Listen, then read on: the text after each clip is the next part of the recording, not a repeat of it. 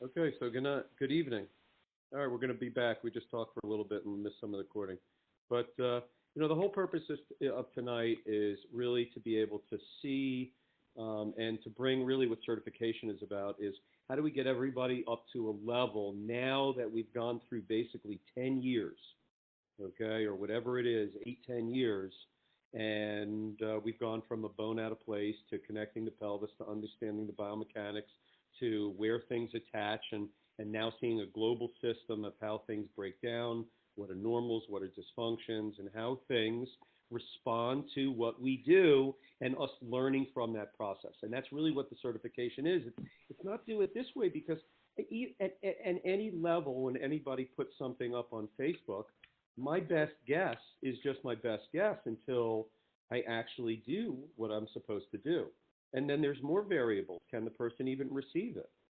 Okay, so even in this process, like today, I have a lady that has been 60 pounds off originally. She was posterior 28 and posterior 18. These numbers are monstrous. Posterior 28, 10 is off the board. So today, after about 8 visits, okay, she could barely walk. She pushed a chair. She's at posterior 2 and posterior 1 and 54 pounds off of vertical. And she's walking. And she feels better. She had makeup on. She's smiling. She didn't grunt when she got off the table, So twice a week for the past 4 weeks, and it's changed her. And because I see the process and I'm patient in the process, and that's my experience, is I want to share that with you so that when you're in the office, you can make decisions that are based on some experience, and you'll start seeing those things for yourself, and you already do. So I just try to organize them a little bit for you, and that's what we're going to do tonight, and that's what Atlanta was really a culmination of, and it will keep moving on because the next concepts that we're going to be talking about is not really in pieces and parts, but the thing is a whole unit, okay, and not creating points between shoulders and stuff like that, measuring those kind of things, but understanding it completely three-dimensionally, but not segmentally. And that's the conversations that I'm starting to put up on Facebook. Okay? So the concepts that we have are, and where we've come from, is how do we get to understand the body and to stand back and from just the bone. Tomorrow I'm talking to about 12. I've been invited to talk to a group of dentists that get together twice a year, TMJ experts and dudes, and one of the guys is a patient in my office, and he sends me patients, and he wants me to come talk to his group tomorrow. So what do you think I'm going to talk to them about? I'm going to talk to them how the TMJ, just like C1, is not the end of the story, okay? And that I'm going to talk to them about tensegrity, and I'm going to talk to them that we're a life force and we modulate. And how do we modulate? Proprioception. They don't even. I'm sure they don't know from these things. We don't even know from them in our own group. So tensegrity is an amazing, amazing concept. And Michael Thomas brought this to me for whatever time ago, and I never even understood it. And I just keep it just blows me away. I used to just think it was a balloon, or somebody's balloon that's blown up. But what does it mean to have a tension system and a compression system? What does that really mean? Okay.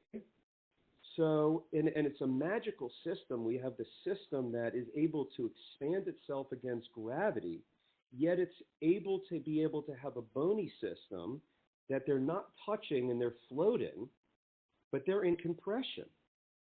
So there's this compressive expanding system, and it breaks down. It gets traumatized, okay? And it has a three-dimensional breakdown based on where it's been hit. So we got this big blow-up doll with a bony system on the inside. It's like a big parking brake on the inside, okay? Because it inhibits certain motions and it allows certain motions. Just look at the joint function, okay? So this thing bends and twists, it gets traumatized, and it neurologically responds, and it has some sort of energetic sustainability where it says, I can handle that, and we get older and we just keep breaking down. You know the story, okay? So we have this frontal plane that supports us, okay? And you look at the back muscles, and you could just see everything's just a triangle all over the place, okay? Why? Because that's the physics of nature. Okay, is fractals, is to have repeating patterns. And what's the strongest pattern? They're triangles. Okay, so this is the system that holds us, and we get to attach to, our transfer processes on the side, or really our access points for that. Okay, and when I used to just touch the TP, I was able to access, those points. And the more things that I touch, and the more things that I feel, and the more patterns that I relate them to, the better we'll get at releasing three-dimensionally this whole system. And because on this side system is the bouncing system, it's a sagittal system. It's made up of three bends. Man is the only thing that has this. It's something that develops after birth, and it takes a whole lot of coordination to get that nervous system and that muscle tissue to give us this piece right here. It's amazing, And we have this amazing bouncing stable system. And these guys here for our bouncing system is all this sagittal plane. So you take this frontal plane, you take the sagittal plane, you put it together, and guess what? We have a bouncing stable system. And it's able to bend, it's able to rotate at very few places that it's made to rotate, because we're not made to rotate, we're made to turn. We're not made to rotate. Okay, we could turn our head, okay, and we could turn the hip sockets. The ankles turn a little bit, okay, but that's pretty much it. We're not made to do it. So what happens is this system gets messed up, okay, and a bunch of trauma, and it starts breaking down, and it can't sustain itself under gravity and starts breaking down. And these 6 regions start moving around. Some of them get damaged, and some of them modulate, and it's very simple. Wherever there's damage, there's going to be a modulation above, okay? So these are the 6 things that we look at. And the whole thing just breaks down. And, if you start looking at things as they're falling down and falling forward, you'll start looking at areas that are breaking down. If you have a right shoulder that's low and it's anterior, to me, that's so simple, okay? You would have to release that attachment to get that thing to move upward, okay, and release upward, and to release anterior to posterior. If it released posterior, it's biomechanically incorrect. It's not made to do that.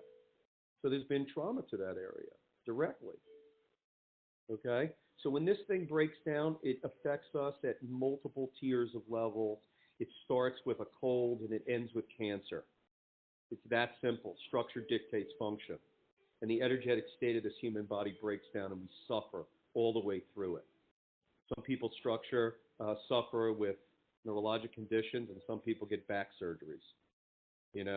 This lady came in today. She's telling me about her husband. Oh, she'd love him to come in. He's scheduled for knee surgery. But the guy that's doing it, he's the best. He did his golf buddies. And people are replacing parts like they think it's just okay. Like if you replace your hip joint, this whole thing goes away. It doesn't. And this guy right here, Donald Ingber, MD, says it doesn't, and it affects us. Okay? So this is our baby. Okay? And we get to play here, and we get to play with trying to figure out how this thing breaks down.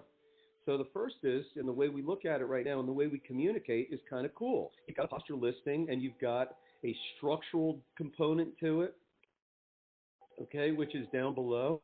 These guys, in the blue, and you've got a neurologic response, the yin and the yang. And in the middle of it, you have how much gravity is stressing it. Well, it's got 12 pounds of gravity on the right side, more than the left.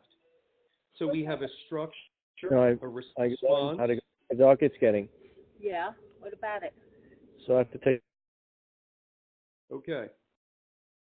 Guys, I'm going to ask that if you're going to talk, that you keep your mics off, because I just turned a couple people off, and it's no problem. I understand you got to do your things because this is going to take a while. But just if you have to speak or you got something going on in the background, that you just turn your mic off. Okay, so this is a posture listing, and it represents the structure on one side and the neurologic response on the other side. Okay, and then we have gravity's expression of how that is. In this one, it says this misalignment is when it's standing against gravity, feels like 12 pounds more on the right than the left.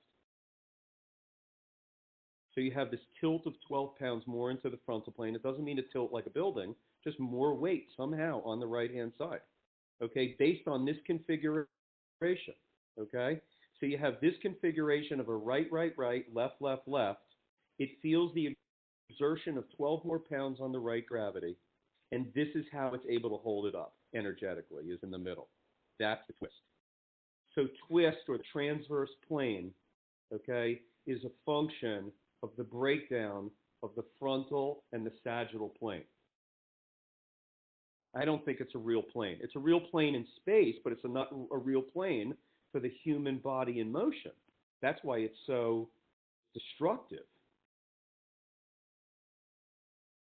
Okay? All right. So are there any questions?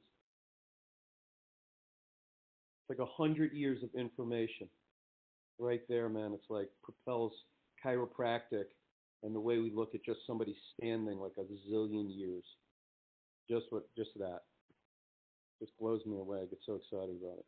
So now we have this global communication. And these are the three things that I tell my patients I look at. I look how far it tilts off.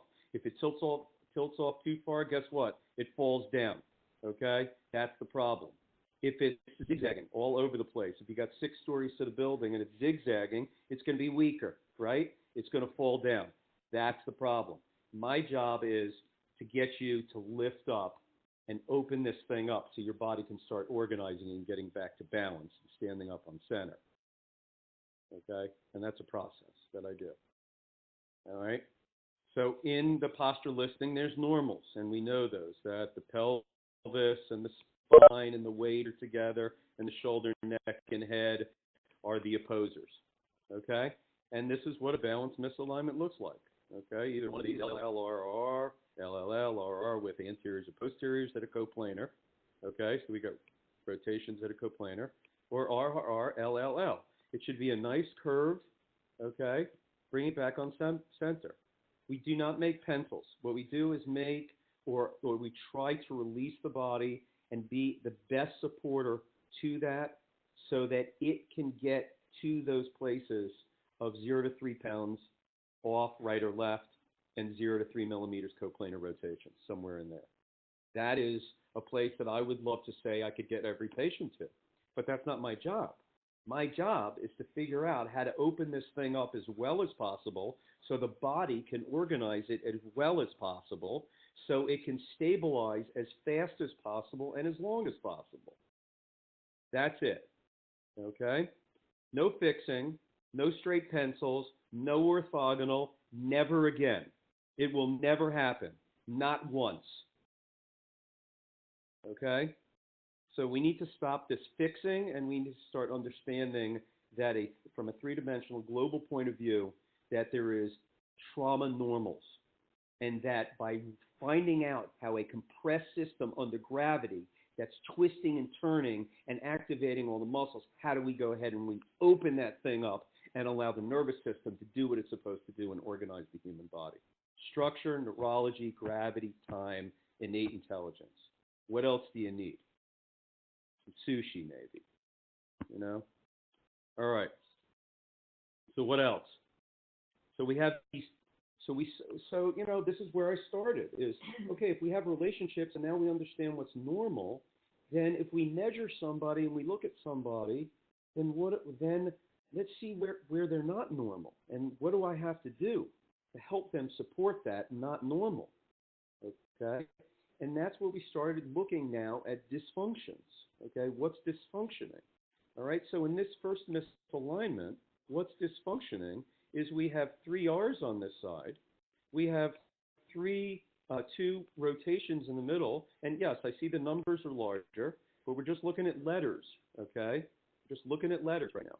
And these 3 should be the same, and these 3 should be opposing. That's a balanced misalignment, okay?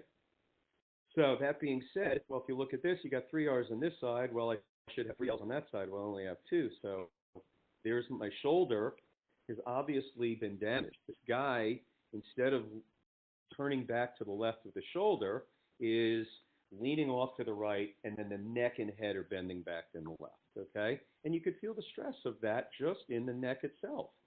So people start having trap pain and headaches and neck problems and blah, blah, blah, blah, blah, okay? The low back starts bothering because everything's leaning off to the right side, and the muscles on the left are trying to hold it up. Lean it to the right, the muscles activate on the left so the person doesn't fall over in the frontal plane, okay? So if somebody has pain on the right, in this situation, that's the compressed side. That to me is compressive. It's disc and it's neurology type of stuff. And if this person had pain on the left side, they would have left QL pain. I'd say, well, those are the muscles on the left side. Now, which one's better to have? The left QL pain. Okay? So just by understanding this and seeing the neurology of it, seeing the structure of it, and seeing the dysfunctions of it, then you can then see the stress of it. Then you can start talking to people as why they're having the trouble they're having. Okay? So we have these dysfunctions, and in this case, this guy right here is the troublemaker. Now, I don't just go over to the shoulder and give him a rotary brake or a modified thumb. Okay, I probably could still do that. And so what I do now is I figure out from a three-dimensional point of view what this looks like. And this person is leaning off to the right. They got a low hip on the right. Their spine is leaning to the right. Their weight is on the right. Their shoulders and pelvis are rotating backwards, posterior on the right, or coplanar 5 millimeters. And then the head and neck are bending backwards. And I say to myself, how would that thing most likely set up?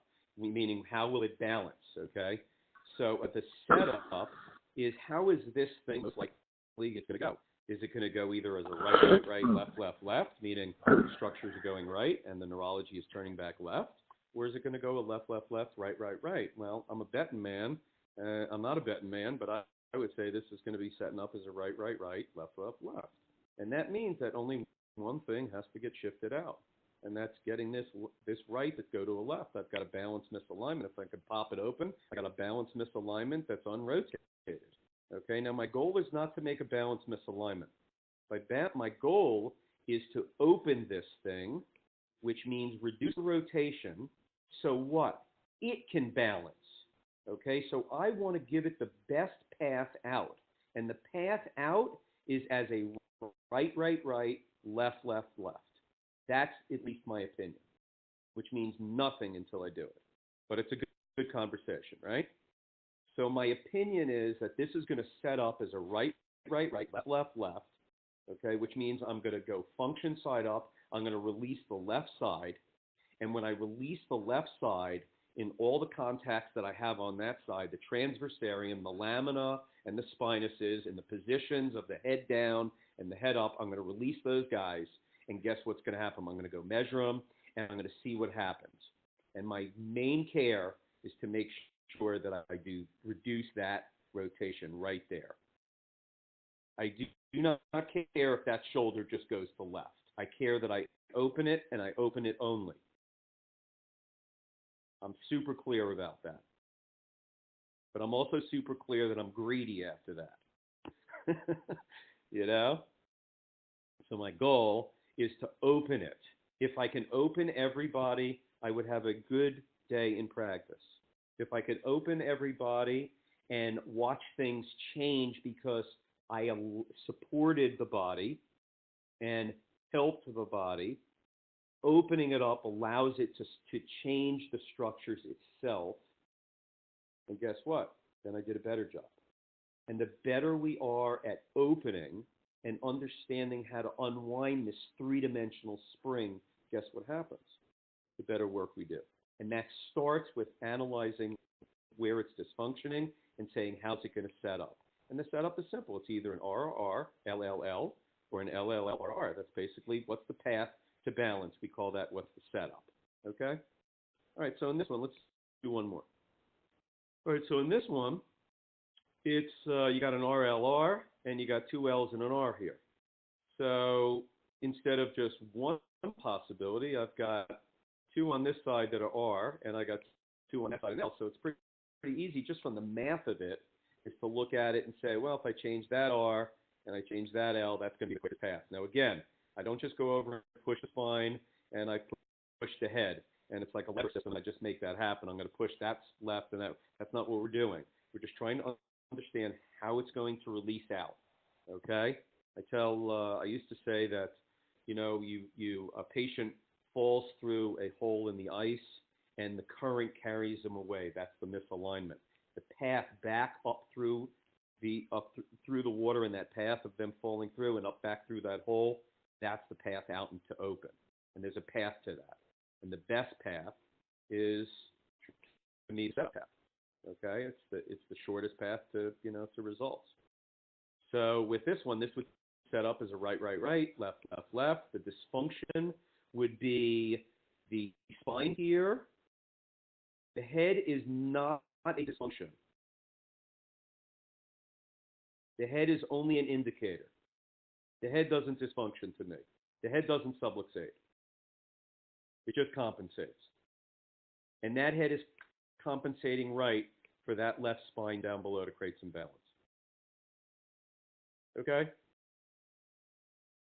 So don't forget that, because that's a test question. I think I remember one like that. That's for sure. That is only an indicator. That is a dysfunction. Okay? I think Dr. Stern asked me that at conference. Okay, so anyway, that's that. Okay?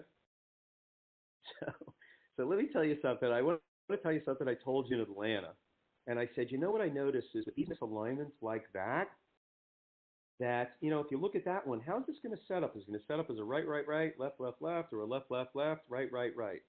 And I would tell you there's no one on the planet that would look at something leaning all the way to the right. My pelvis is leaning right, my spine is leaning right, my weight is right, my shoulders are right, my neck is right, my head is right, and you would push it more right. Nobody would do that, except that's what I do in this one. And I saw that it was happening, and now I understand why it's happening, and that's the conversation that we're going to be talking about in the future. Okay, is why do those things happen? Okay, because we're going to understand it even at a higher level than we understand it today, which is cool. Okay, so anyway, let's just look at these two misalignments right here, and you'll see this one here and that one there. They're different, but they're the same. They're the same configuration, the same gravitational stress, but different rotations. So what does that tell me about this misalignment? Can't handle it. So it's weaker. This person with the same misalignment as this one and that one says, you know what, I can't handle it. So this one's carrying a 50-pound suitcase. This one's carrying a 12-pound suitcase. That one's carrying a 12-pound suitcase. And this one says, you know what, I can't go any further. I've got to put it down. And that's that number right in the middle. So this person's in bigger trouble. So if you can get this person out of that hole and to pop open, and guess what happens? That's what's going to change their life. Because until you open it, until you release that, you're not doing anything. Okay? I don't care if this 12 went to 0 and these numbers stayed close. You didn't do a thing. You pushed it over. You didn't open it up and allow it to breathe and come back to a Tensegrities bouncing misalignment. Okay? And that's the name of the game. Okay? Okay.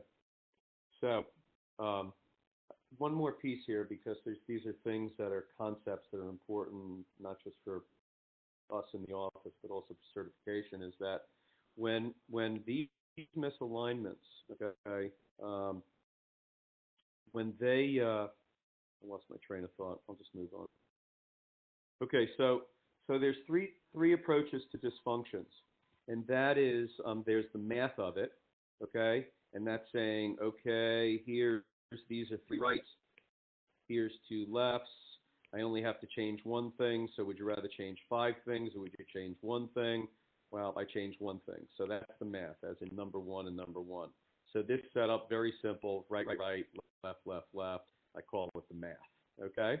But I could also look at it and say, okay, what's the head doing in this thing, okay? I do all of these things, okay? I look at all these misalignments. I look at the math. I look at the head tilt. I look at the strength of it, okay? We're going to talk about that in just a moment. But here's a direct relationship, is I've got some right head tilt. This looks like it's going to set up as right, right, right, left, left, left, just from math. But why is that head right?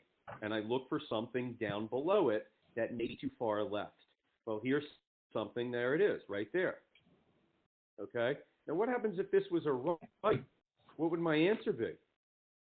Why would the head be tilting if this is right, right, right?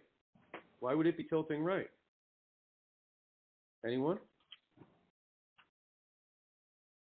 Because There's either something going left. that's right. And what else is left? The shoulder or the neck. So the shoulder and neck are jammed too far left. And guess what happens? They've gone beyond the midpoint. So instead of going right, right, right, and the head coming back over left, left, left, over the symphysis pubis or L5, it's gone beyond it.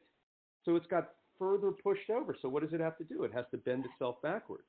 Okay, so just because it says a letter, you have to be able to try to understand these configurations of why they're doing what they're doing. When you understand the configuration, you can see the three-dimensional wave. When you see the three-dimensional wave, you know how to pop it out. Okay? And that is a really important thing for me to say again, is that you have to be able to get to a place that you see the whole flow of this thing. Okay? You look at the person, you visualize the flow of the whole misalignment. You see the way it's going to release out. And you just go ahead and you allow that to happen. And you use the posture IQ to tell you what you're releasing, what it likes, and the direction that it's going and what it doesn't like. And also what may not be releasing and what you need to focus on or you need to change something with. Okay? So you need the numbers to help you navigate what you're doing, or show you the result of what you're doing. Okay? And you need your eyes to just see the flow of it, to see how it wants to move. Okay? And that's what I do, is I look at three-dimensional misalignments from the back for my numbers to tell me where I'm at, and then to see what I did to say, did it like it or not? And I step in front of the posture IQ, and I watch the flow of it to see the setup of it. I use my eyes in the visualization to see the setup. I use the numbers to navigate, to tell me, and communicate with the innate intelligence. Okay? So there's a concept of power side, and that is looking at this and saying, hey, this is let's say this one right here is a posterior 1, a posterior 2. I would say, it likes the right side. It's a strong side. Well, look at this one right here. It's anterior and posterior. It's counter-twisted. It may not like that. What happens if those numbers were 8, 9, 10, 11, 12? What happens if they were 28? It's a good possibility that that's that person's weak side. It can't sustain it. It can't sustain the 12 pounds. And it's counter-twisting here. So that's telling me that side may be weak, that this may set up as what? A left, left, left, right, right, right. Instead of I have to look at this one right here and I say, how can I set that one up? Is it a left, left, left, or a right, right, right? You got me? I don't know the answer. Is it structurally right or is it structurally left? And that's important, because how am I going to release it? So I can look at something that's confusing compared to something here is simple. This is simple. They start getting all over the crazy sometimes. You just have to, I either look at the head, or I look at the strong side, or I look at the flow of it. That's what led me to that, and seeing which way it wants to pop. Okay? All right. So what do is we look at the hospital listing, we figure out what the setup is, and then we adjust it function side up. So this one's setting up as a right, right, right, left, left, left, left, left. That's what we would write here, R, R, L, L, L.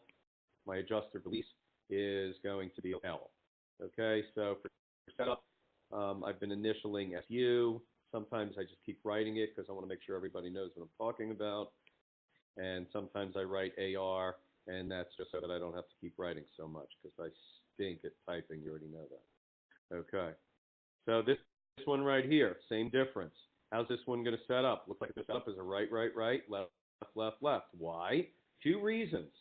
Okay, one of it is just the math of it. If I change this L and I change that R, that's 2 things compared to 4 things. Okay? If I see this single dysfunction of the spine and it has a direct indicator of the head tilt. Right, right, right, left, left, left, set up, release is left.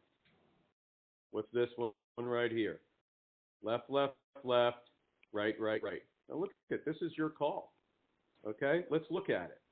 All right? Now here's the deal. Okay, this one is a little more complicated. If I decide this one's going to be a left, left, left, right, right, right, I have to change one on this side, which is left, left, left, and right, right, right, which is the last two on this. So there's three things to change. Well, guess what? If I'm going to change it to a right, right, right, or a left, left, left, it's the same thing. Three things to change. So the math doesn't help me here. The head says there must be something right. I start right side up. If I start right side up, I'm assuming it's going to be a left, left, left, right, right, right. Okay? And again, if some of you are on here and you're not used to this language, that's okay because we're talking through this today, maybe for you for the first time, but not the first time for 90% of the people on here. Okay? So hang tight. Okay? So with this, I have a choice. Is it left, left, left, right, right, right?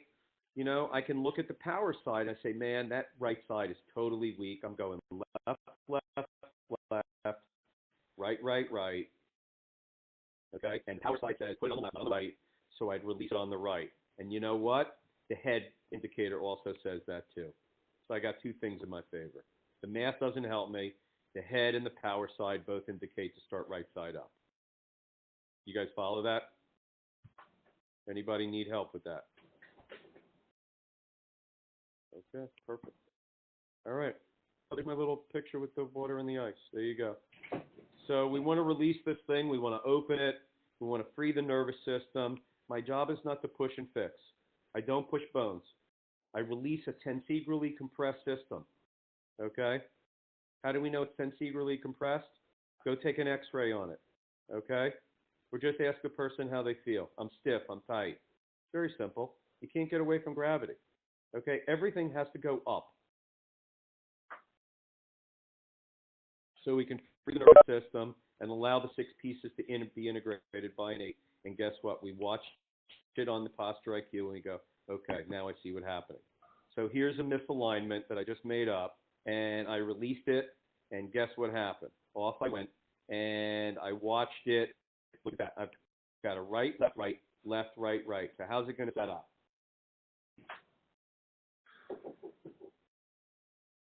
Probably going to set up as a left, left, left, right, right, right to me.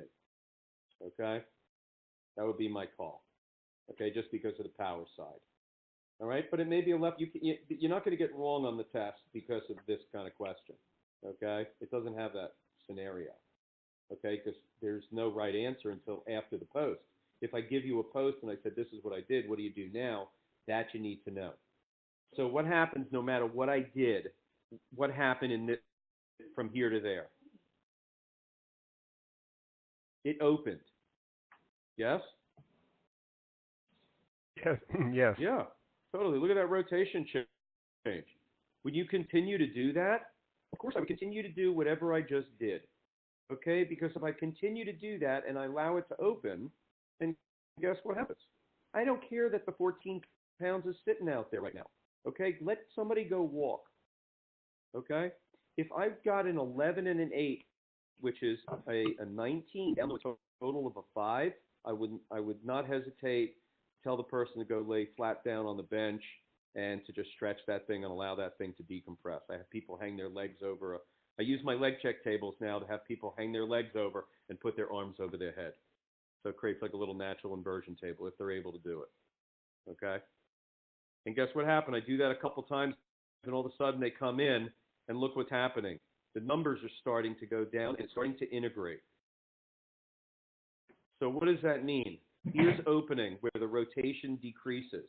Integration is where the structure, these three or these three, okay, start becoming the same. So this RLR is starting to become an RRR. The structures are beginning to integrate, okay? Over here, this is an LRR. It's now an LRL. It's beginning to integrate, meaning they're becoming the same, okay? Because this thing should become, it looks like it's coming an RRR, LLL, okay? Not an LLRR, okay? And then I keep releasing it, and there we go. Now we start seeing balance. Now you may never see anything more than that. This is not just this is going to happen, that's going to happen, and we're going to go nice step by step because Friedman said it's going to do this. It may do this and never do anything else. It may not do this, and then it may start doing this, okay? All this stuff changes, and the body responds because why it's aligned. What we're trying to do is watch what's important. And the primary thing of most importance is to start making sure that you do this, okay? And that is opening it. These are languages that we could say, hey, the structures are integrating. The neurology is not integrated yet. The structure is integrated here, and the neurology is integrated, and they're opposing. That's balanced. Integrating is the interstructures and the interfunction coming together, the same letters. Balanced is where they're opposing each other and they're integrated. Okay, so that's what balanced is. Structures are opposing and it's integrated. Integrated coplanar structures are function. Sustainable is where you have a balanced, integrated system. If you just say balanced, you already know it's integrated. But if you say it's sustainable, then you say, hey, the numbers are between 0 to 3 pounds and 0 to 3 millimeters and it's coplanar. Just watch. Balance, 0 to 3, coplanar. It's not language I talk about with my patients. I just watch what's happening. I want to see these changes. If I can see these changes, but this right here is my only purpose in my office, is to make that happen. After that, it's to try to figure out how to make that happen better. Because if I can make this, listen to this thought, I can make this happen probably more ways than one way, okay? So just because the lock opens the door doesn't mean that it's the best way to open the door, okay? Meaning the most stable. So I may be doing this and getting this, but the person keeps coming in once a week and they keep breaking down. What do you think I'm going to do? I'm going to look at this, I'm going to say I'm going to do something different, okay? Because I want to see if I can get it to release and open also, but can it become more stable? This concept is for the M doctors on this call, okay? This is not about just finding the cookie cutter. Tomorrow is always a better way to do something, okay? If I reach a goal and the person is staying a status quo and it's open, but the weight is not changing, I'm going to change something after a while. If it's not balancing out, I'm going to change something after a while, okay? If it's just staying where it's at and it's looking good, I'm changing something. I'm always changing because I live day by day. I live day by day with this stuff. Okay, so those are the concepts and those are the language that is talked about on the test, okay? And the purpose is to get these things balanced and the weight down and to get these things to, these rotations to 0 to 3 millimeters in coplanar. And why? Because this is the this is the best place of stability.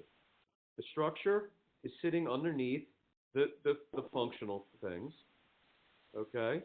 It's curving back nicely, okay? So the neurology is working, and the numbers are small, okay? And the body says, hey, I can handle it.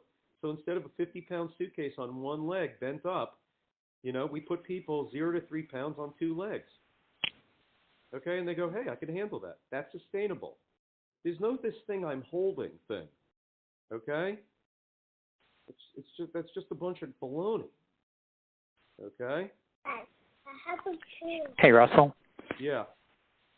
Can you review the adjustive release section on slide 15? I didn't quite understand that part.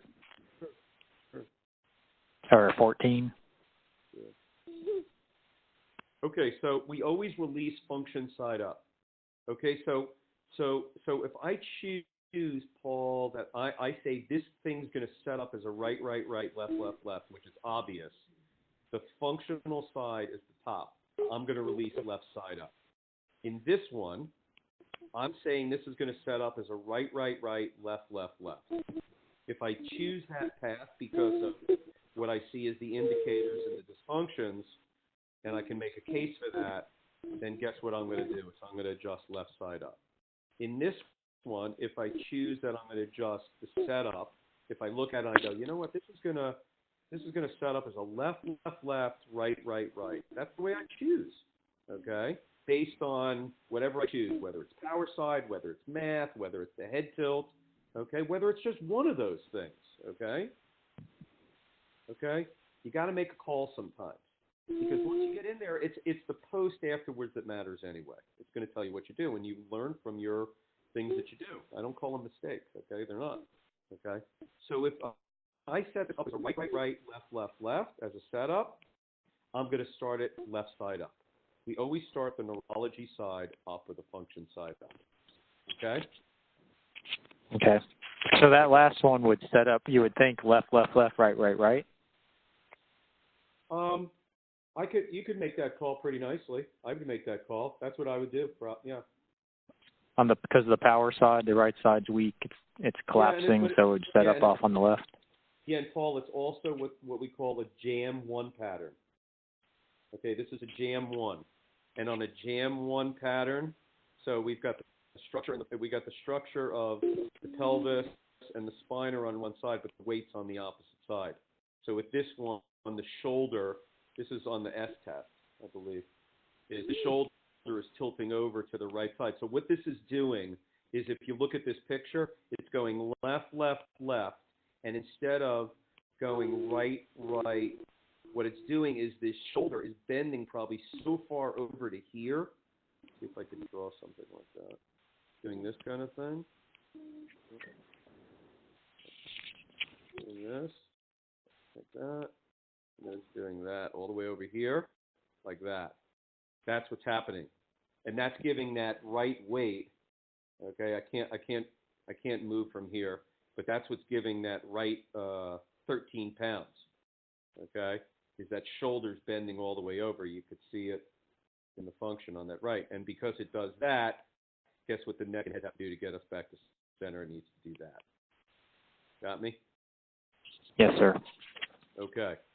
So with this kind of situation, you could say, I'm going to set this up as a left, left, left, right, right, right, and then you're going to start to go right side up and pow, right into there, right there, but on the opposite side. The arrow doesn't turn around. It's not that sophisticated yet at WebEx. Okay? So left, left, left, right, right, right. And Paul, that may be totally wrong, and that's what we're going to find out is that when you do that and you put them up, and you measure the rotation, and the thing collapsed, and those rotations got even bigger, and the right got even bigger, and the whole thing falls down, and you go, man, that's no good. The body didn't like that. Okay, and it's not that it shouldn't be able to do it; it's that the body can't do it at the time right now. This is going to be a concept we're going to go, is that the body can't handle certain things at the time. So this is another piece for M doctors. Is something that the body can't handle today doesn't mean that it shouldn't be able to handle it later, because it will need it later to really be released, okay? So piece by piece, okay? So again, if you find that something collapses somebody, it doesn't mean it's going to collapse in 6 visits from now and you go, man, I need that side. I'm going to go try that again, okay? Okay. All right, so thanks. So we let Nate do the rest, and boom, boom, boom, off we go. Here we go. All right. Well, we're at 50 minutes. There's 80 slides here. No, I'm kidding. I don't know how many slides there are, but we'll get to all of them. Okay. So the post is the truth. Okay. The post is the truth. And the bottom line is, does it open or collapse? Okay. If it opens, it means the rotations are changing. Okay. And you have to make a decision to say, hey, man, that's a nice change in the rotation. I can't tell you what that is. Okay. Because I operate also by feel and saying what I've released, okay, and that's really where you want to be. You don't want to just hit the ball. You want to be part of this thing, and that's the whole connectivity thing. All right. So there's more than just the numbers here. All right. So you open something or you collapse it. Collapsing it means the rotations fell down. Okay. Opens and it needs support. Okay. Why does it need support? You go ahead and you release something. Let's just go back to this one right here. Just show you where this one where we were. Okay, so I go ahead and I release this misalignment right here. Let's assume that I have I'm going to write one right here. This is a right, hold on.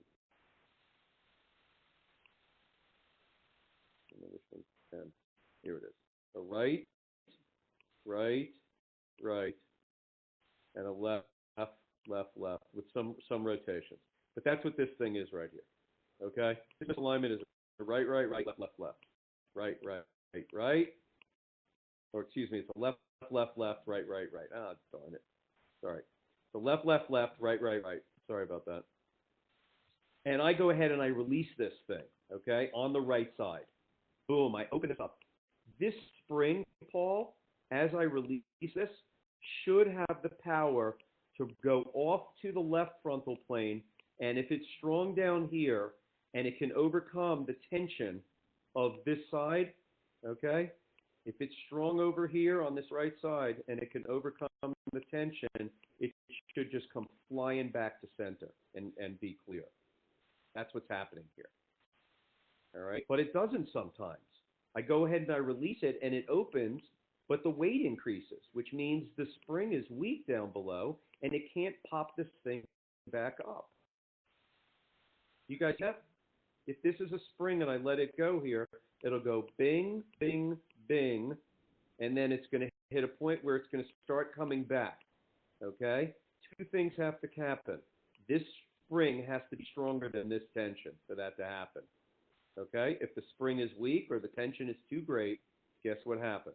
It stags and it lags. And we have to possibly have it. The problem with that is, guess what? You can just bend this thing over again because it's weak here when you set up on it. And instead of releasing it, collapses it. That's why you got to be patient. So if this thing was to open, you want to be cautious about turning this thing over and just helping it out and being a wise guy.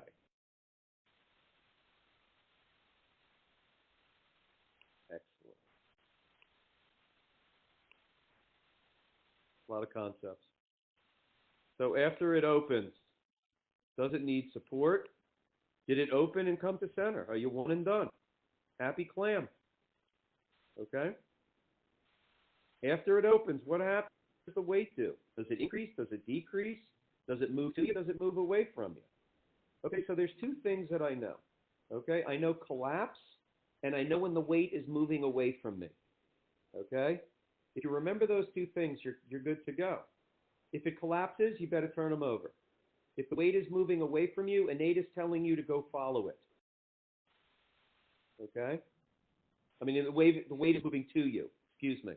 So if I release on the right, I got right side up, and I say I have right 10 pounds, and I go ahead, let's say it's open, and I go ahead and I release it, and I get the person up, and the thing opened up, the rotation opened up, but it went to right 18.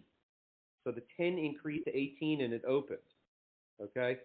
If it opens and it's moving to me, innate is telling me I want to open that way. So I turn the person over. And you'll understand this from a spring point of view as we go further down after we get over this hurdle of this information here. Okay, so I'm going to say that again. So if something collapses, meaning the rotations get larger, you have to turn them over. Because if it opens, you should be happy. Okay? But if it opens and it comes at me instead of releasing away from me, I'm going in the wrong direction. And only by the grace of you putting it in there, the body was able to take what you did and said, hey, you know what, Chad? I really appreciate you putting that force in that way, and I'm going to show you the path out, but if you could please flip me over, and it would be a lot easier, and I'll get the rest of it too. I need your help to do that.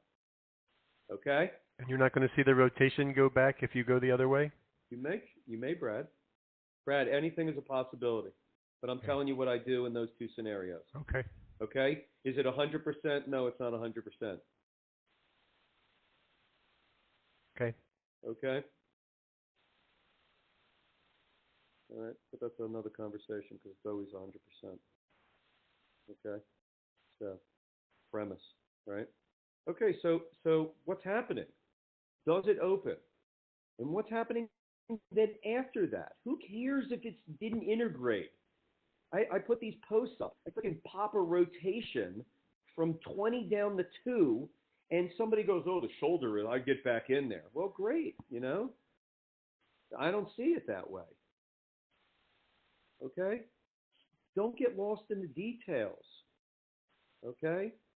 Understand this is a process, okay? Be patient and watch and allow. Be the supporter, not the doer, okay? Be the one that watches and understands, hence the picture. Listen, watch, okay? See what happens. It's amazing what happens. I swear, I just watch a person stand up after an adjustment and get them on the scales and just watch the body oscillate and resonate.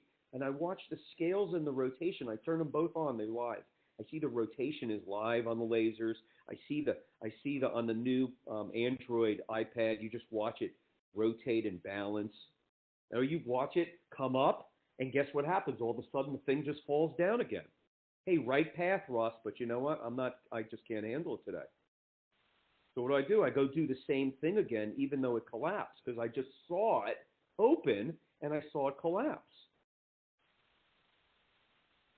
Don't live in a place. Watch the process. Okay? The pieces that I'm giving you are truths that I know today because I watch innate intelligence. Okay?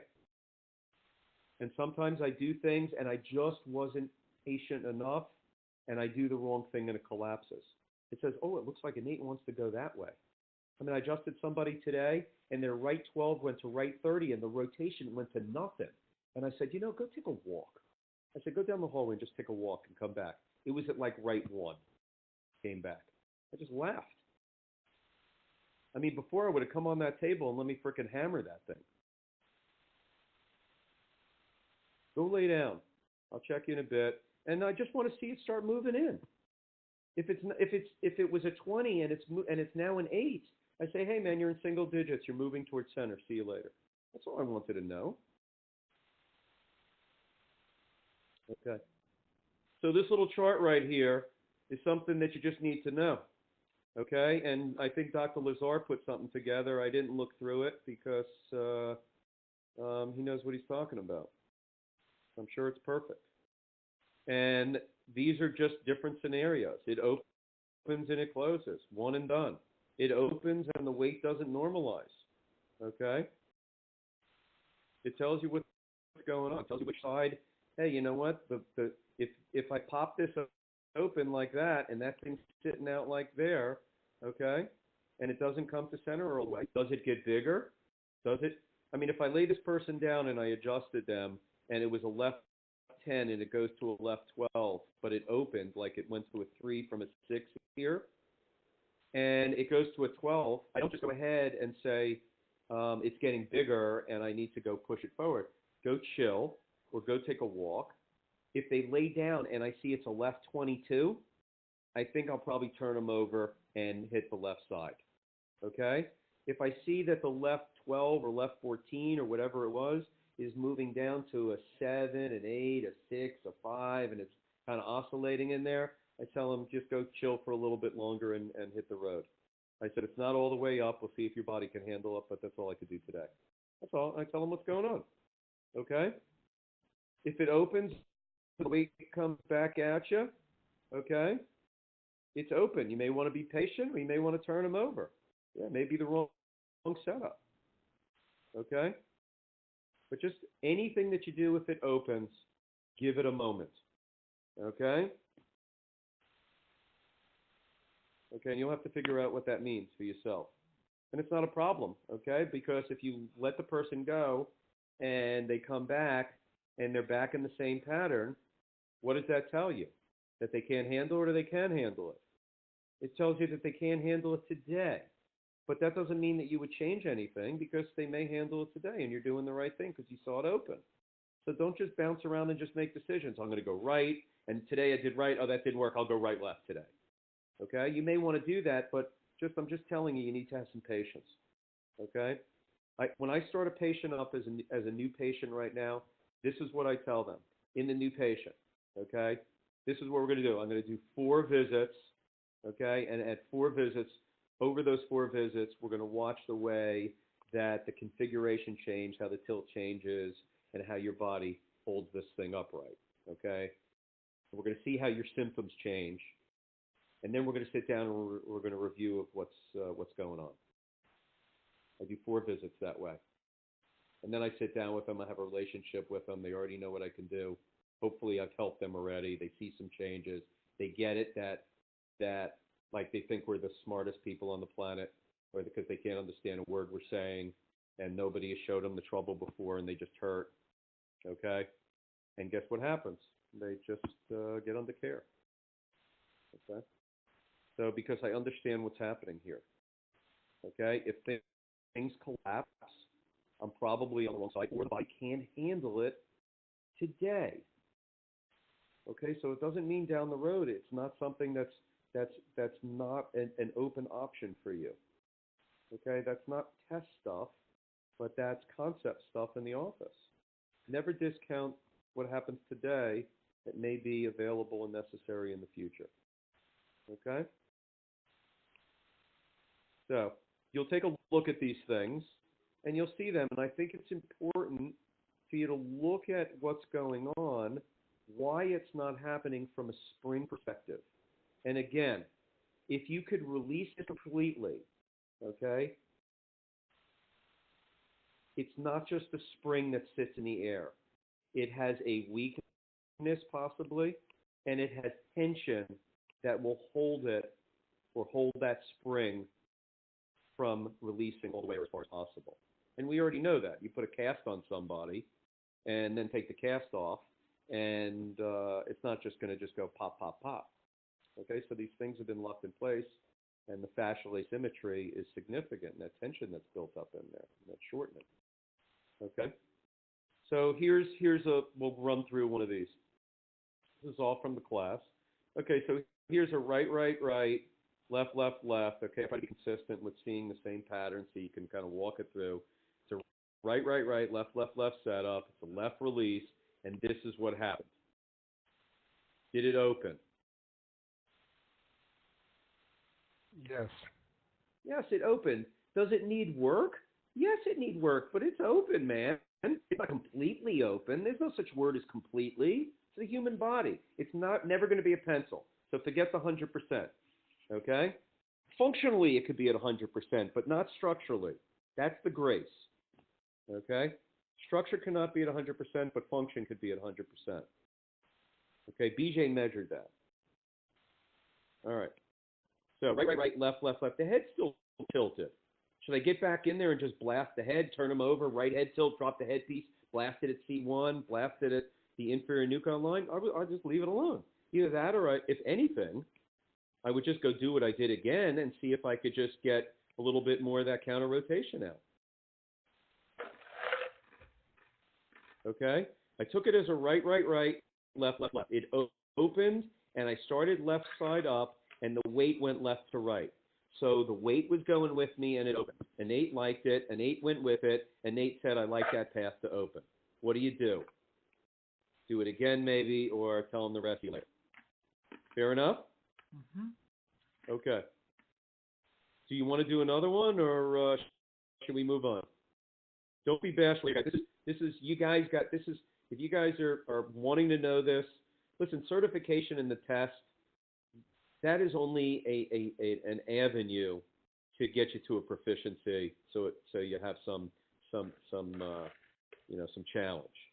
Okay, that's what this is. So do you guys get what I'm doing here, or is there somebody who wants to go through this again? Okay, I'm going to move on. Okay, so yeah, do that one. Do the second one. Yeah, do it. Okay. All right. So we just learned Paul's pattern. He's done it twice. It's 3 times as a pattern, but when I go and ask a question and then I change the slide, then he asks me after I change it. That's his pattern now, right? The Texas thing. All right. Very good. Okay, so this one right here. So Paul, I see this as I was trying to get my mute. Right. I was trying to get my mute button. That was the problem. Okay, now come on, I couldn't find the mute button. I gotta talk patterns. Okay, I'm so happy you're on here. Okay, so right, right, right, left, left, left is the way that this looks like it's going to set up, just from the math and from the head. Okay, now here's the deal. Okay, with this one. We'll just leave it at that. Okay, so with this one, you could say that, and I could also say the power side. So if it stays on the left, it's probably a weak side. It's counter-rotated, and that rotation of 11 in the shoulder is just way too big. Okay, so I can look at this from a math point of view, change one thing here, change one thing there. I could look at it from a head indicator point of view and a weight dysfunction, head indicator. Math, 1, 1. Two things got to change. Function and structure are related. Setup is RRLLL. Functional release is an L. My post is this. What happened? It opened. I like it. Okay? The release went left to right. Okay? I'm happy. Now, would you turn it over and release it? Now, I would choose not to do this unless it got bigger after I had them rest. Okay? If I felt like I nailed it and they're an established patient and they're not really having symptoms, I'm not too worried about it. I would just tell them to sit and I'd say, hey, just keep an eye on this because this is the issue with this one. What's the issue with this? Okay, rhetorical question. The issue is that there's 12 pounds now on the right, and that's not normal. But if I flip them over and try to get that, am I going to just, I just release this weight left to right. It's obviously a weakness. Am I going ahead and now just going to turn it over and knock it back over the other way? It would be like you pick the building up left to right, and then you say, okay, it's weak over there. I'm going to get on the other side now, give it a good push back the other way, so to speak. Okay, see, it's counterproductive. So in this kind of scenario, right off the bat, I would say in general to a average to a new QSM3 doctor, don't touch that, okay, because it opened, okay? Don't touch that, okay? But if you have a skill set, or if you let them rest and you say, yeah, it's coming to center, and you just let them know, hey, that's not coming to center, but if I turn them over, it's going to buckle that thing, and we want to do that, but just keep an eye on it and just let me know. You know how it goes. Okay, because this is, an opposing problem here. Okay, so if I see that I lay them down and they're really a low back problem and it's been acute and I want to be careful with this, I tell them to go sit, and if I see that 12 becomes a 16 or an 18 and it starts breaking down in the rotation or something like that, I'm going to turn them over. Okay? Fair enough? Okay. Yes, thank you. Got it, man.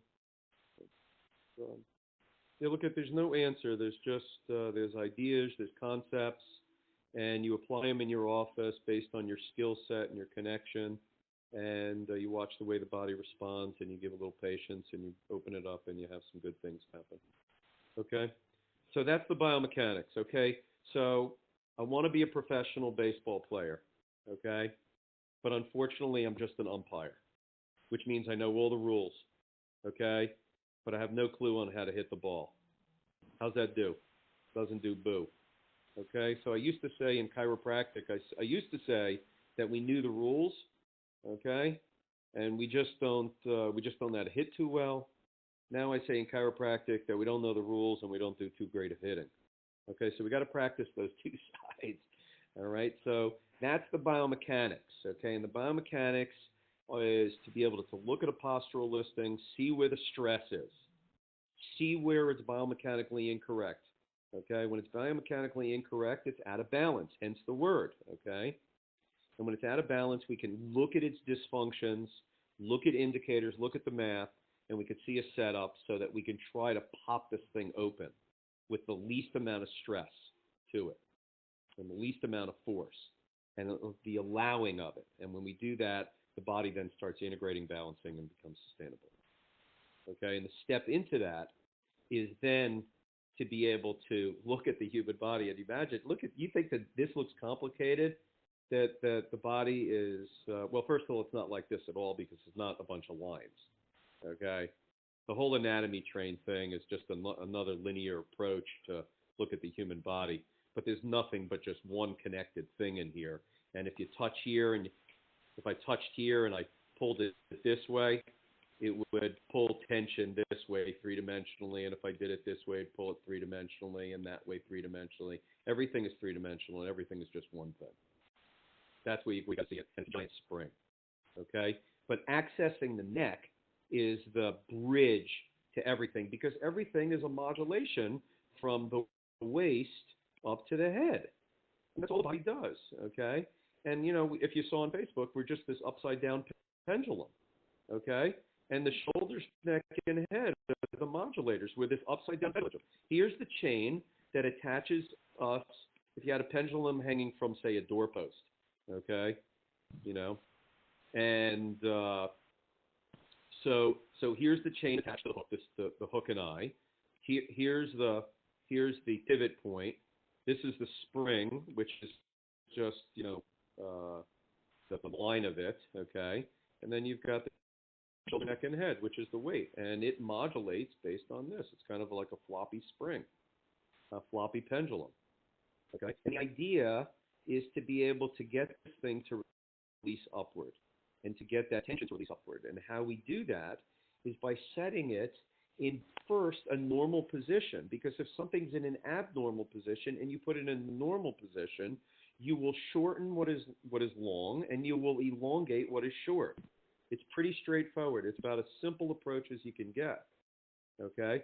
Put things in a neutral position. So the headpiece, and the EOP all the way down to L5 are nice and balanced. That's that straight line. Okay? You can put them in a sagittal position, okay? That's the way it should be. That's creating tension in there. The problem is if you put it in those places too normal, you can't move anything because you locked it up so much because it's not ready to be there yet. Okay, so you have to be cautious. Let people get down there and just move them around gently and try to create some neutral tension in there. So look right here, short tension needs to be stretched. The cervical hub right here is basically where everything from down here comes up to here. And don't think if I pulled on this shirt right here and I just pulled it this way, it would pull the whole shirt. It would maneuver everything. So you got this big old skin outfit and fascia underneath it and everything connected and all the way around. And every time you put some energy into the cervical hub, it's like you're pushing into a balloon. When you push your finger into the balloon, what does it do to the whole balloon all the way around it? It brings the energy, it pulls to your finger three-dimensionally. It's exactly what we do with our piezoform. Okay? So when we look three-dimensionally, we visualize how this person is breaking down. From the cervical hub, we can actually feel those tension points because they attach to the cervical spine and up around the occiput, so it can modulate what's down below. The pendulum has to be connected. It's called that closed kinetic chain. Okay? So, let me ask you a question. If you have a balloon that you just got and they just filled it up, how far could you push in? Can't push in too far. But you got a balloon, the party's over, it's the next day, it's laying on the floor, and it's half filled with air. You push on it, and guess what happens? It doesn't do anything. You don't even notice that it moves on the outside, so you got to push a little more. It still doesn't move. And all of a sudden, you get to tension. And guess what happens? You push from that point. And when you push from that point, you start seeing the balloon expanding everywhere, three-dimensionally. Okay, that's what we do. And to do that, you need to have motion and put motion into the body. You have to have that depth. Okay, so we use a temporal support. You want to have a temporal support because the space between here, okay, and here is elongated. And the longer that I make this span, the more depth I can get and ease to the patient. Long spans, max stretch. Okay? Neutral EOP, L5 to S1, cervical access. Okay. So there is a structural dysfunction setup. Okay? And basically, this is what I use almost all the time. Okay? Because I'm always trying to release things. And with this, what we're doing is really creating kind of like a pulley where the force is relaxed here, and when I put tension here, by stretching this leg, I create tension this way. It pulls tension this way. It's like somebody tugging on Allie's ankle here. So what happens is everything, when I release here, it releases, it allows tension to move this direction, okay? So I'm opening up this side. So if I have here, I'll show you, but you probably just said, what the hell is he talking about? Okay, so Allie is, she's right side up here, right? Is she right? Yeah, right side up. It says she's left side up. Okay, good. Okay.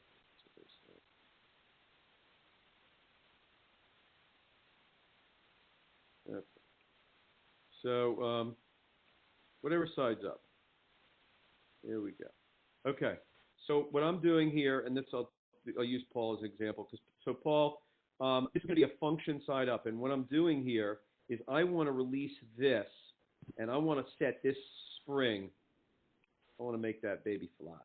You got me? You see what that looks like right there? And I want that baby to go that way. Okay? And I want that. So what I've done here is by creating this leg, doing this, and stretching this way, I'm taking my forces and I'm allowing them to do this because I'm creating this pull tension over here. So by stretching this leg on this side, it's pulling this over here. Pulling that way. Boom. I know this is messy, but it's best I can do it WebEx. You guys following me? Okay, that's why we open that leg up. And if you understand how you change the legs, and then you start looking at your relationships after your post, you go, you know what, maybe I should change this leg. It'll create some tension there, and I can access that piece better. Because, again, if there's saggy stuff, you got to get it to tension, okay? So I don't adjust the way that I used to adjust, okay, and just go boop, boop, boop, boop, boop. You have to be able to get in and take this tension to the end, okay? And that's what we call taking tension to bottom. And we use our mass to drive through that, okay? And we do that in the orientation of the normal range of motions. You don't just bend somebody's finger backwards or their cervical spine, or they smash down in. You go against the cervical angles, okay? So you know what the cervical angles are when somebody's laying down, and you need to be able to go in those angles. C5 has a very different angle than C2 and C7, okay? The TPs move differently, and the spinuses move differently. Okay. A functional dysfunction is I want the forces to pop more up at me, okay, even though I'm releasing them. So I stretch the top leg. Okay, so generally, this is used, I probably use this 10% of the time after I've already had the bottom leg stretched, because I love popping stuff out. But these two concepts are important to understand and what they're trying to do. This here, I'm trying to get the forces to run this way, okay? And if you look at this misalignment, okay, you'll see that, okay? And it's not for me to go through this because I can't go through that. We've already gone an hour and 20 minutes. Okay, that's 18 hours at the conference. Okay, so this is the connectivity list. Okay, so we have the biomechanics, we have the postural listing, we have the setup, we have the opening, we have the post. We have the looking at the innate, we have laying somebody down, we have a temporal support, we have them neutral from basically EOP to S1, and we then go ahead and we set the leg up based on whether it's a structural dysfunction or a functional dysfunction. If it has both, then the bottom leg is going to be stretched, okay? Because I like releasing things away from me all the time, like a spring. I like letting the spring go. All right. So the next piece is how do you connect to the person?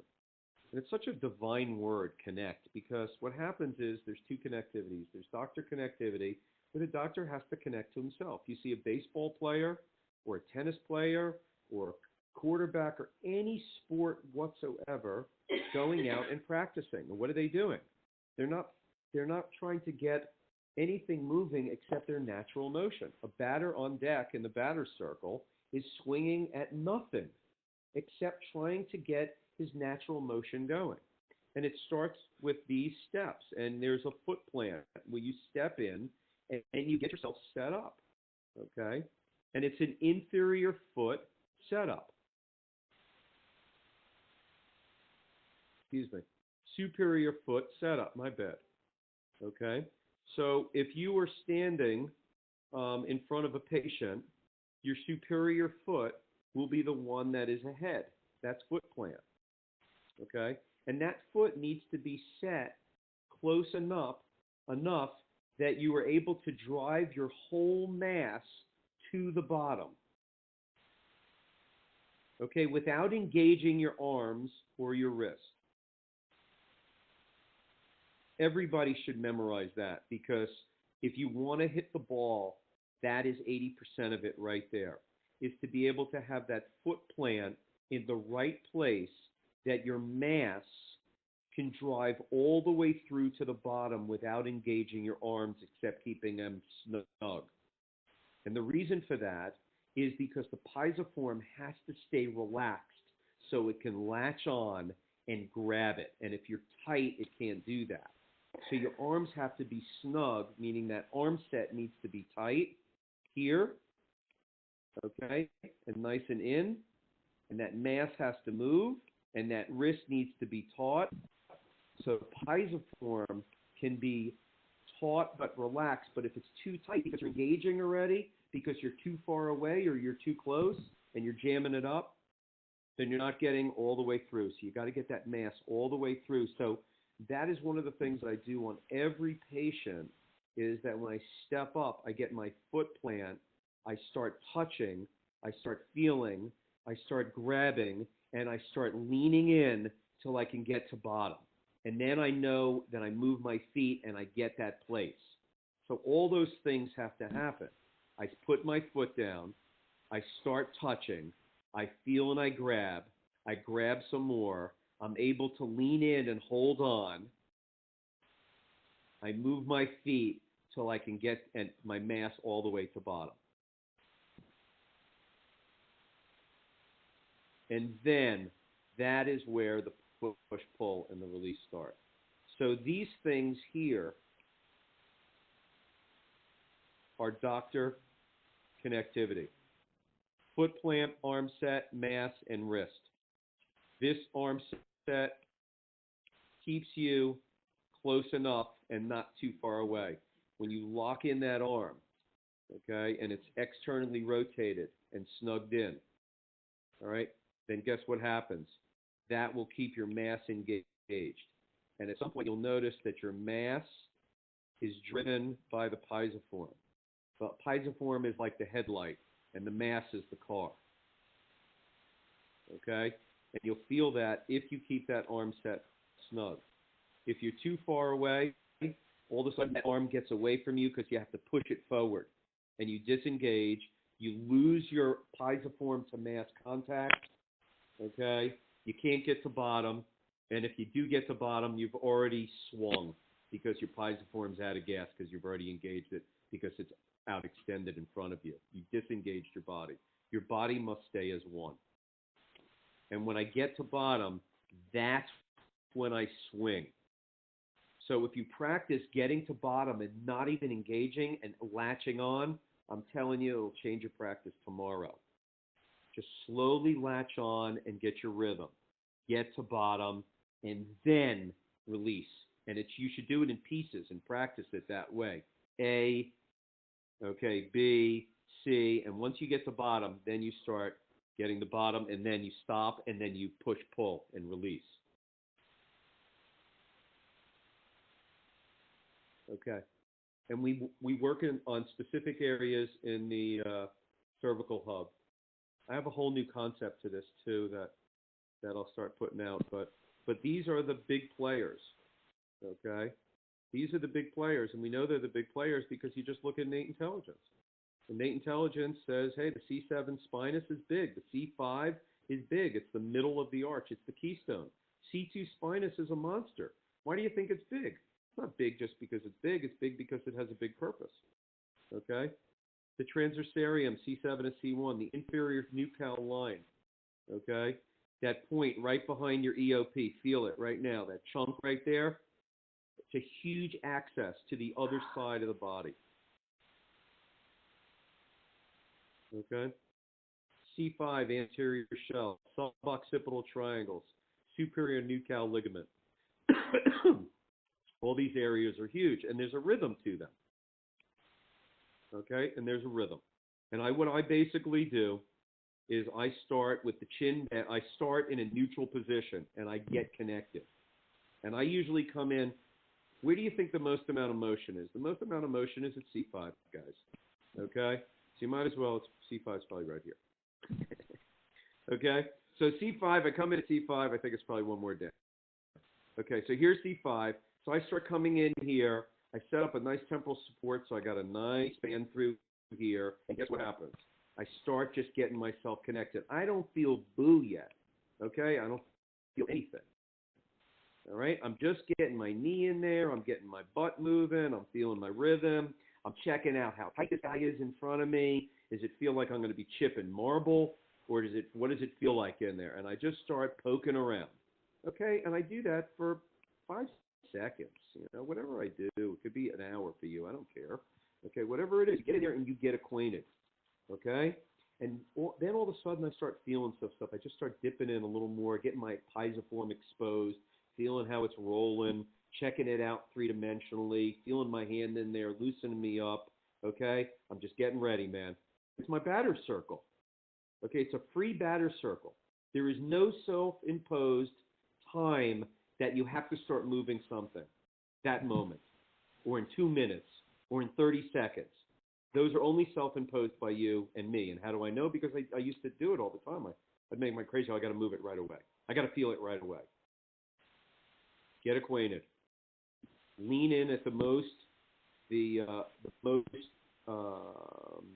elastic place with the most amount of motion. Okay? Because that's where you're going to be able to feel the most. If it's like a brick, that's not where you feel stuff.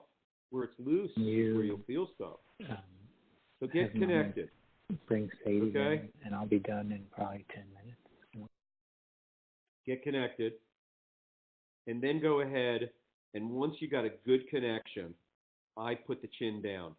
And what that does by putting the chin down this way is it creates tension on the posterior. Okay? And I start hitting the TPs. And you can see the way I move things. I'm pretty much a superior to inferior guy. And I'm going to tweak that down the road in certain things. Okay, but for today, that's where we're at. So I check out the TPs, and then I put the person in a middle neutral position, and I get the lamina. Oops. I get the lamina. And I come up here. Okay? And then I bend the head back into extension, and I start getting the SPs, and I come in here, and I got motion, and the chin's moving, and the chin's coming up, and I'm coming in, and I'm grabbing, and I'm taking big chunks from C7 all the way up to C5. I'm clearing out big lines. Nice motion. Nice and easy. I'm coming in just enough to grab and then to move. I grab and I move upward. Okay? I do not go in. I go in deep like some big old thoracic, trying to erase these things, hold on. Big thoracic thrust. That's not what I'm doing, and I'm not buckling the head. I'm following it down to bottom and feeling that pisiform against that resistance. You'll feel the amplitude of that resistance build up, and I'll get my pisiform, and I'll just lean in. It's nice, easy push-pull. Feel it in my scapula like that. The wrist gets extended. Pisiform breaks against it, nice and easy, and it releases. In, connect, get to the bottom, push-pull, bend the spinuses, bend the TPs three-dimensionally, using your pisiform all over the place. On the bottom, on the top, anterior, posterior. All these guys go in 3 dimensions, guys. It is not one motion. Okay? We are not a line. Okay? We are so far away from a line, it's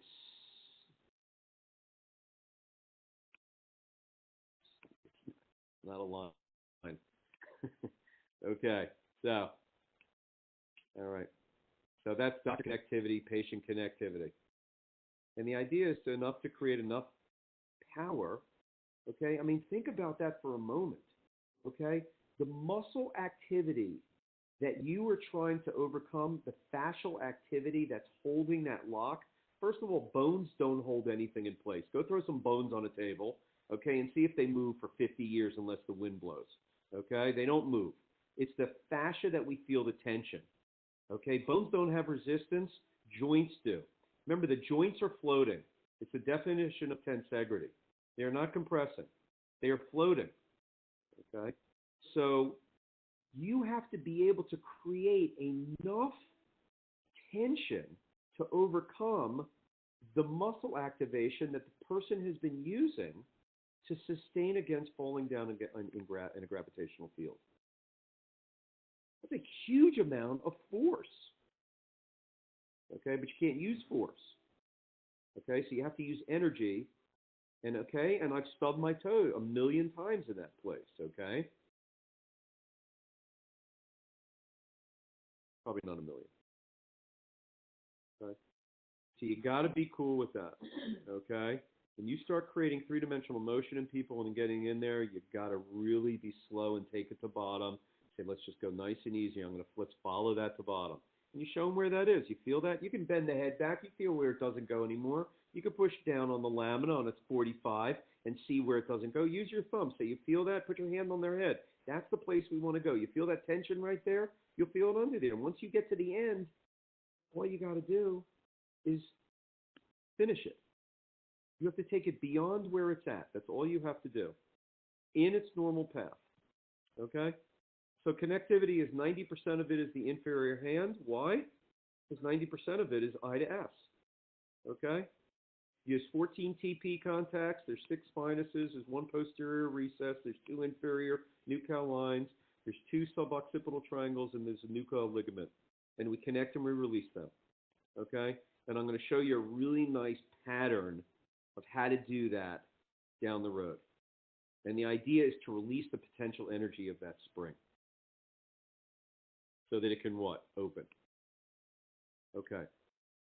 And the whole idea is to not create a pencil. It's just the opposite of that. Okay. I used to think orthogonal was what I wanted to do, but that's if I was creating buildings. I don't create buildings. See, because the frontal plane is only the pathway to the sagittal plane. If a person doesn't have frontal balance, they can't have sagittal curve balance. Okay, and without the sagittal curve, we're walking buildings. Okay, so it's ridiculous.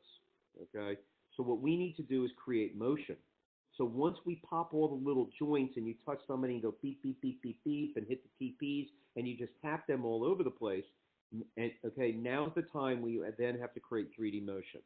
It's not enough to take a cast off an arm, okay? What has to happen is after you take the cast off the arm and you release the body up into the frontal plane, that you can then access the sagittal curve and the sagittal bounce, okay? And there's no jaywalking. You can't go from misalignment to sagittal curve. You have to go misalignment to upright and balanced or open to sagittal curve, okay? And the idea is to get to a place where you start creating 3D motion. So lean in and feel that. And the way that you release 3D motion is by using all parts of your posiform. Okay? And I'll come in and I'll feel, and I'll be coming into tension. I'll show you what I'm talking about. I come into tension and say I'm coming in, and I'm coming in like at an angle like this at a 45. Okay? And I feel tension along this line right here as I'm coming in. Let me see how to do this.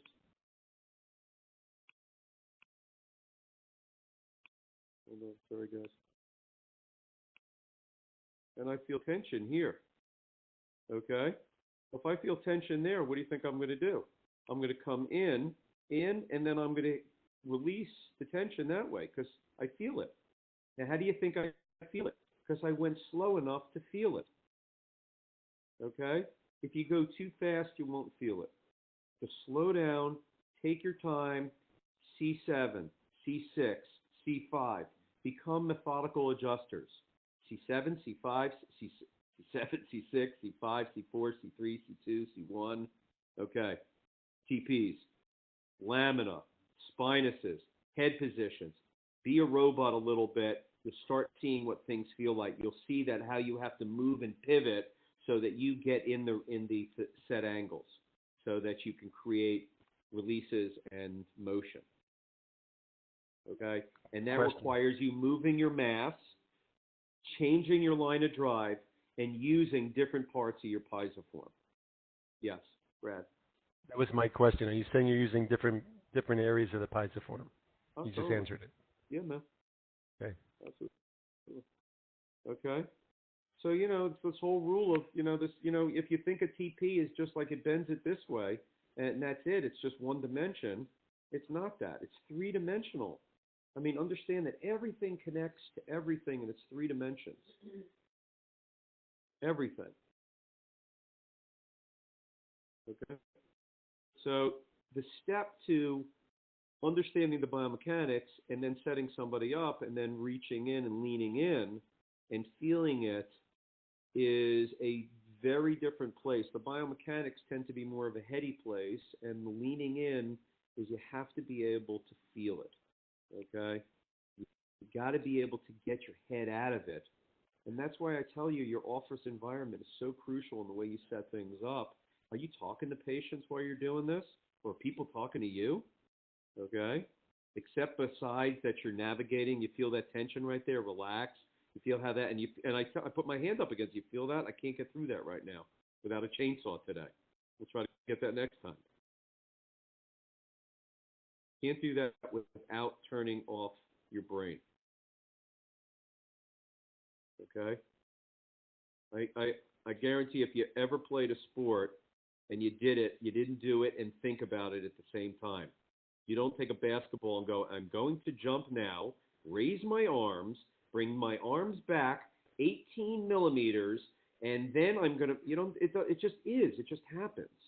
And the only place for that to happen is turn on some good tunes, and your office is in a good place, and you're feeling good, and you're stretched out, and you're in a good mindset, and you just start connecting in there and start playing the piano there. And that's basically what that's what we got. There's basically resistance. There's stuck three-dimensional piano keys. And you can feel up against them, and it's stuck, and you get to maneuver and put your hand, your piezoform against it, and go, oh, that moves this way, oh, that moves that way, oh, that doesn't move that way. And you can only do that when your mind is clear. Okay. So bending the head down and bending the head up allows you to have different tensions. Okay. When you bend the head down, it creates posterior tension. You get more of these posterior lines. Okay. And when you lift the head up, you get more anterior lines. The head, by bringing it back in an extension, is the plane of motion, though. Okay. Where you're going into these curves here, into these things here, into this line here. See, C1, C2. C2, C3, and just here, C4 turns, this, here, C7, C5. I'm creating motion into these things, C7, okay? Those kind of things, all right? So I start with the head down posterior for posterior action, and then anterior for anterior action, and then motion is by having the head up and getting, you bring the chin down, you lock the person up. So you can't get motion there. That's where you just get the TPs and the spinuses and the lamina and just little pieces of static junk. Okay, that's what brings that chin down. It tightens everything up, and you just get all the hard pieces of the body. And then you start bringing them back and put it in neutral, and you start creating motion. Neutral, and then all the way back. Okay? Okay. So these things right here are places that connect to places, but again, everything connects to everything. But I use these to navigate, and I notice that people have different reactions. Like C7 and C5, guys, is all the insertions for the shoulders and everything down the pelvis, okay? It's just where the rubber bands attach, okay? The shoulder's just another platform for the attachment there, okay? C5 is the secondary attachment for that. It's kind of like a second anchor, okay? So it gives stability. So we have this big shoulder triangle, and C5 is kind of the bridge between the head and the neck and also the other side, and C5 is kind of gets pinned in. It's a secondary attachment to the head and the neck and the side that you're on and the side on the other side. So it's doing, you know, not primary work, but secondary work, and it gets beat up that way. C2 is directly, C2 right into that area is connected into the dura, and you could feel it. You could bend C2 up and down and three-dimensionally side to side, and you could feel the dura release. The same at the at the suboccipital triangles. You'll feel that fascia just break away, and you could feel people, you're going to tell them that they're just going to feel great from that, man. They just get euphoric when you start opening up all that saran wrap back there, okay? The C0 area is a lot of curved stuff in the front, all right? And the head is a big old frickin' bowling ball that we get to roll around and create a lot of angular momentum, okay? Like put a cue ball in a sock and roll the ball. It creates huge, it's like a rolling crowbar, which is more powerful than a crowbar. It's called angular momentum. So when you take and roll the head, it creates massive amounts of power with little bits of movement. And you can bend the head all over the place, up and down and sideways and back, okay? And guess what happens? And you can change tension on the side you're on, the side that you're not on, by bending it and rolling it all over the place. So we bend the spinuses and the TPs, and we roll the head around with the piezoform at these attachments, especially at the where's my inferior nuchal line and along the occiput. Huge area for me to access the other side and the dura. The nuchal ligament runs C1 down to C7, and it's the bridge that allows me full motion. It's the last place I go, man. I just clear out and get complete motion back and forth, full extension from C7 all the way up to C5, and then C1 down to C5. Okay? Nothing is linear. Okay? Any questions? This is the last slide, I believe. I know this has been long. Andy predicted 2 hours. I said an hour and a half, so we're going to split it down the middle, I think. So there's two different types of jam patterns that I wanted to show you. Okay, and it's led me into some cool concepts that I'm seeing now that we'll get in down the road. But in this misalignment, what a jam pattern is where, in this kind of jam pattern is, we have the low hip and the fixed point. The low hip and fixed point are together, but the weight's on the opposite side. Okay, weight's on the opposite side. All right, and there's two types. One is where the shoulder is on the side of the weight, and the other one is where the shoulder is not on the side of the weight. Okay? So let's look at each one, okay, because they're different things that happen. And one of them behaves in the opposite way than that we look at things, meaning you have structure and then you have function above and it modulates, okay? So in this one, we have a right, right, right, left, left, left, okay? So what happens is it went right, right, right, and it went left, left, left, and because the shoulder's left and the head and left, and the shoulder, neck, and head are on the left, they went too far. They went past the point, and they went too far left, and they created weight on the left-hand side. So instead of being like this and coming back to center, it got hit again, and it went all the way over to the opposite side and created that weight on the left side. So you could see that that is a functional issue that created a problem up here. Okay? So what I want to do is I want to open up that function here.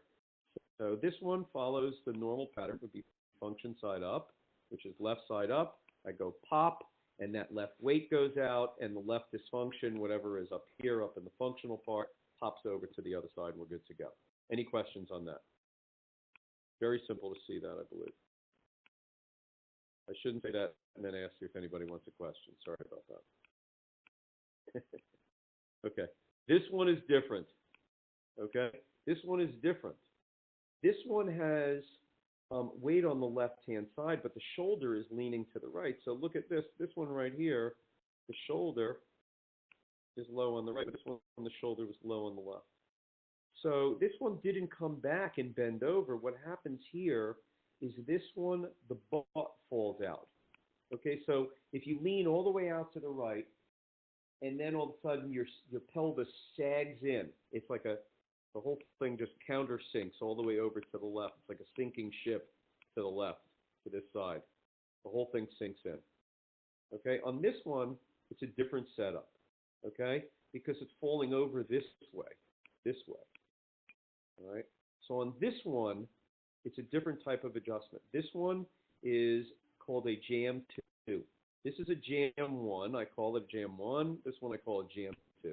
So the jam 2 is the only one that I see in this concept that we're talking about from the Atlanta conference of connectivity, that we adjust it on the left side. Excuse me, on the right side. Okay? So this one I adjusted on the left side and went pop, pop, pop, pop, pop. Okay, getting the weight and the dysfunction off. This one I'm going to adjust. Again, my arrow is going backwards, but this way, this way, this way, this way. I'm going to adjust it right side up, and I'm going to lift this whole thing up. So it's going to look like this. So this here is I'm going to lift the whole thing up. And what's going to happen as this comes up here, like this whole thing, counterweight, it swings over the other direction. Okay? So a lot of times these things will just neutralize after one adjustment. Do not freak out, okay, that your weight may increase on this one. Okay? Don't panic. All right? But let it settle in.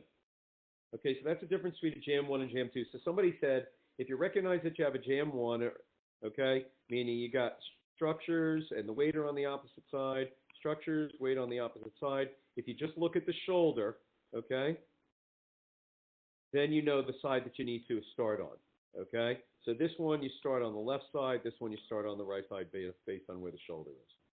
That made it simple. Okay. Questions? Late night. Okay. Anything? Okay. Which way do you lie them down on the table when you stretch them out? Face down? So you're using your leg check table? What do you mean face down? You said face down or on their back to stretch them out? Oh, always on the back. Lying on their back? Yeah, laying on their back, their knees are hanging over, and I put their arms over their head.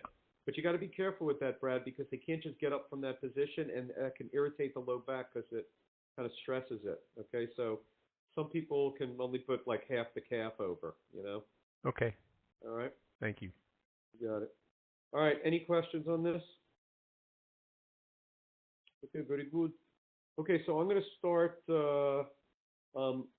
leaving these concepts and start talking about some of the motion of the spring on Facebook and so forth and so on, and the doctor's forum. That's where we're going to head in the next, probably for a bit, and move into seeing this at another level and seeing why this has to be this way and this one has to be that way. See, that's the coolest thing, is that when we see something and there's all of a sudden another way, or there's one that doesn't behave that way, then there's another piece to learn. And it's not something that we're going to do different. It's just going to be some different vantage points that'll help us open these things up just a little faster. It's another step in the, another level of the same process. Okay. All right. So last call. Any questions? Okie dokie. All right, everybody have a good night. I appreciate you, and I appreciate all the stuff you guys are doing on Facebook and engaging. It's awesome. It's so fantastic. Have a great night. Good night, Russell. Good night.